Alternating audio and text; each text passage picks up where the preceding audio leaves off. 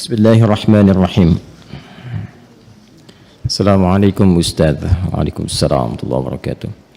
Semoga Ustaz selalu dalam lindungan dan rahmat Allah Subhanahu wa taala. Amin. Semoga Allah memberikan perlindungan dan rahmat kepada Anda dan keluarga lebih baik dari apa yang Allah berikan kepada kami, dan kita diberikan pancaran kemuliaannya.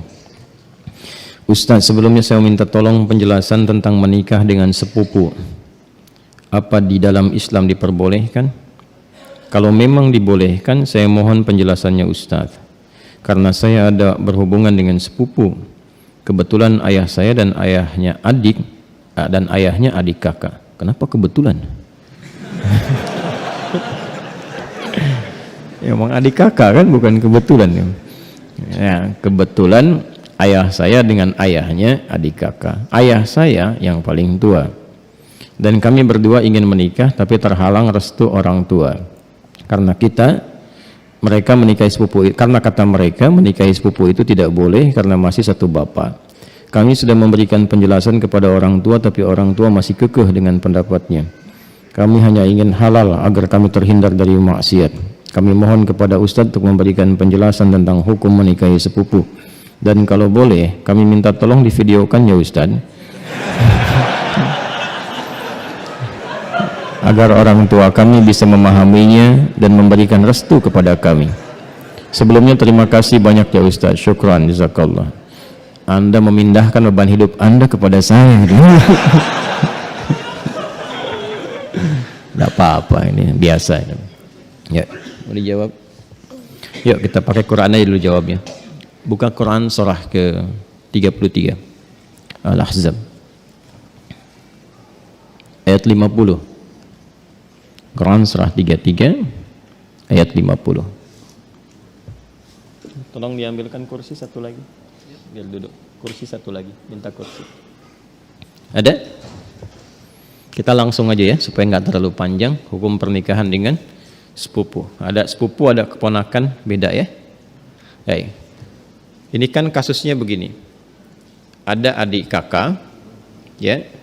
Kemudian masing-masing punya anak, kan? Anaknya ini saling punya rasa, ya, saling mencintai. Baik ya, masih ingat yang pernah saya sampaikan? Bukan 2 tahun lalu, kemarin malam Jumat, ya, baik ya. Dan rasa ini ingin disalurkan dalam bentuk yang halal untuk pernikahan. Menikahi yang yang dicintai, menikahi yang dicintai itu harapan. Tapi mencintai yang dinikahi itu kewajiban. Jelas? Baik ya? Nah sekarang ada harapan enggak untuk menikahi yang dicintai itu? Dia punya rasa cinta antara sepupu ini, ya, anak dengan anak, maka boleh enggak hukum nikahnya? Yuk kita lihat di Quran ya, surah ke-33 ayat 50. Ada ayatnya? Dibaca. A'udzubillahi minasyaitonirrajim. Bismillahirrahmanirrahim. Ya ayyuhan nabiyyu inna ahlalna laka baik azwajaka allati ataita ujurahunna wa ma malakat baik yaminuk mimma afa Allahu alaih. Setelah itu wa banati ammika wa banati ammatika wa banati khalika wa banati khalatika. Terus ya, sampai situ dulu karena sesuai pertanyaan. Baik kan? Wa mar'atan mu'minatan in wahabat nafsaha lin nabi ya. Nah, itu nanti diteruskan ayatnya kemudian. Yuk kita lihat. Saya berdiri sebentar untuk menggambarkan dulu ya sejenak. Wahai Nabi sallallahu alaihi wasallam, dengan keagunganku kata Allah, dihalalkan bagimu untuk menikahi perempuan-perempuan yang kualifikasinya dibenarkan secara agama. Terus ya? Sepanjang engkau siapkan pula, ya, mahar yang engkau siapkan, kemudian juga dibolehkan dengan kualifikasi-kualifikasi tertentu. Jadi dalam pernikahan itu ada yang tidak diperkenankan menikah, ada yang dibolehkan menikah. Nanti yang tidak diperkenankan diantaranya di ayat ke-23 surah keempat itu, surah An-Nisa ayat 23. Ayo yang jomblo fisabilillah tuh dituliskan dulu itu ya, ada berapa kualifikasi itu. Nanti kalau cari-cari jodoh jangan memaksa pada yang itu Ya, itu yang tidak boleh. Hurrimat 'alaikum ummahatukum. Ibumu nggak boleh. Ya kan? Kemudian juga saudarimu nggak boleh. Ya kan? Nanti ada kualifikasinya sampai dengan yang ke bawahnya, ya. Atau kurang lebih ada 11 yang disebutkan di situ. Itu yang tidak diperkenankan. Nanti ayat 12-nya sebagai tambahan. Jadi yang ayat 23 itu yang disebut dengan mahram. Ayat 24-nya istri orang. Jadi kalau sudah jadi istri orang jangan dipaksa, ya. Paham? Baik, termasuk nanti ada hadis sahih di Al-Bukhari dan Muslim, hati-hati bergaul juga dengan ipar. Ya, karena itu bisa menanamkan panah-panah setan, ya, menghadirkan dalam jiwa itu benih-benih seperti rasa suka. Itu hati-hati, bisa jadi pengantarnya curhat. Ya, lama-lama hilang gitu. Nah, itu yang dipersoalan, ya. Saya tidak ingin lompat terlalu jauh, kita kembalikan. Nah, itu yang dilarang, yang tidak diperkenankan. Yang boleh siapa saja dari jalur kekerabatan. Ya, di An-Nisa ayat 23, ibu nggak boleh, bibi nggak boleh, gitu kan? Bibi, kemudian baik itu dari pihak ibu ataupun dari pihak ayah. Ya, kemudian saudari nggak boleh, sepersusuan nggak boleh, gitu kan? Menantu nggak boleh, ya. Kemudian nanti ada anak-anak bawaan juga dari istri yang dinikahi, itu nggak boleh. Menyatukan, ya, adik kakak itu nggak boleh. Baik, istri orang itu nggak boleh. Di luar itu yang boleh apa? Ya. Di luar itu yang boleh apa? Teruskan. Satu, kalau dari jalur kekerabatan yang paling dekat, anak paman. Baik, ya. Obanati ammika. Anak paman berarti sepupu kan? Ya kan? Baik. Ini saya sebut kakek sajalah. Ya. Kakek punya anak kan? Ya. Ini A, ini B. Ini anaknya laki-laki, ini laki-laki juga.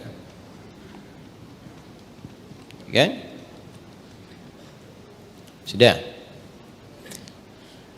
Ini ayah lah ya, untuk memudahkan. Ini bapak.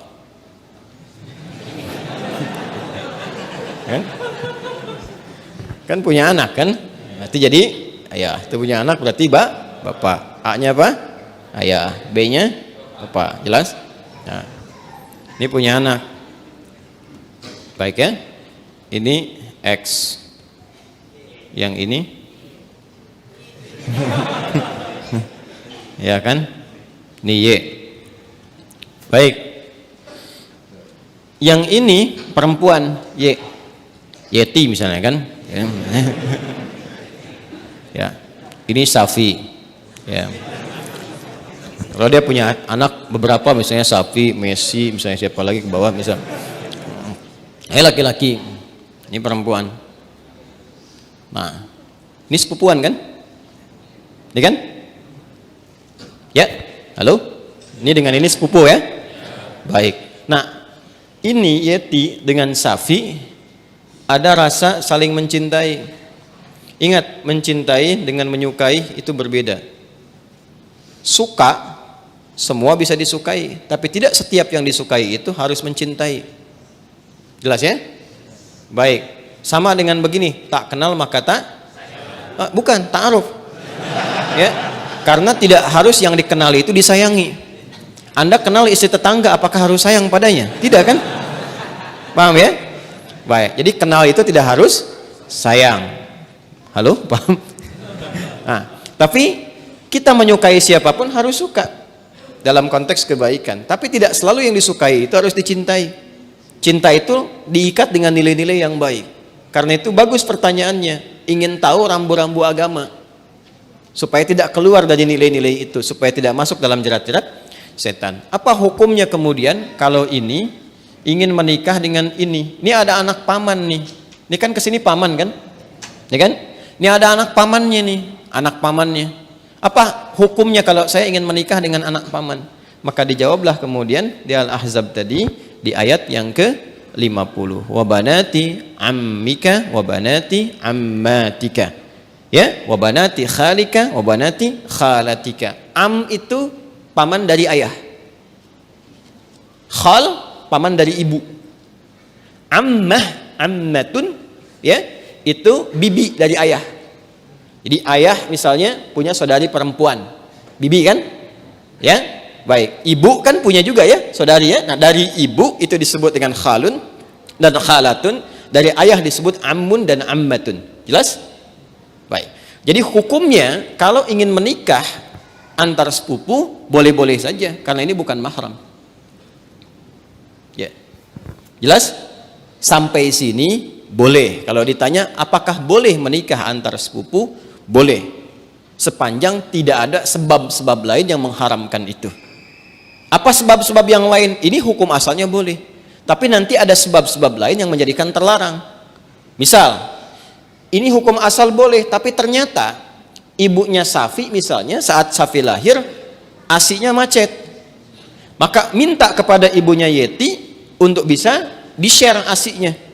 Ya kan? Halo? Ada yang salah? Huh? Share, like, and comment, ya kan? Baik. Kalau ini kemudian mendapatkan ASI yang sama dari ibunya Yeti, ya, sini ada ibu misalnya.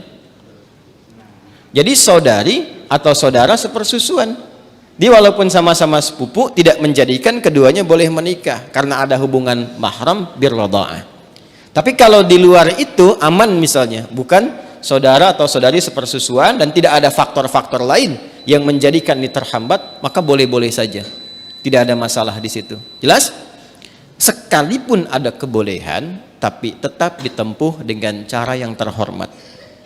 Ya, jadi tidak boleh misalnya kawin lari, capek, sambil lari nikah gitu kan?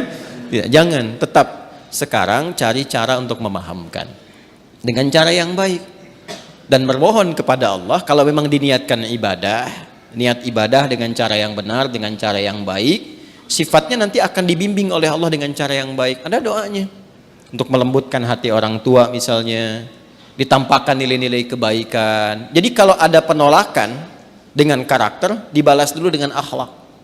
Biasanya akhlak itu melembutkan hati. Ya, Anda misalnya datang kepada ibu, ibu nolak, nggak usah yang itulah, cari yang lain misalnya kan.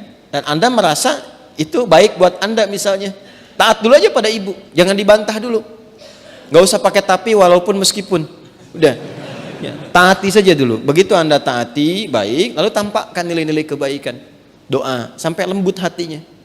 Ya, demikian calon pasangan juga nanti mendoakan juga, memberikan akhlak yang baik. Ketika kelembutan itu ada, maka cara kita kemudian berkomunikasi akan berbeda dan hasilnya tidak sama dengan yang pertama. Paham sampai sini? Baik. Jadi jangan bergantung ya yang bertanya pada video ini untuk dibawa kepada orang tua. Ya. Ini jawaban Ustadz Adi misalnya, tidak ya. Bagi saya tetap hukum aja yang didahulukan. Ini hukumnya boleh, tapi akhlak itu yang diutamakan. Paham sampai sini? Baik.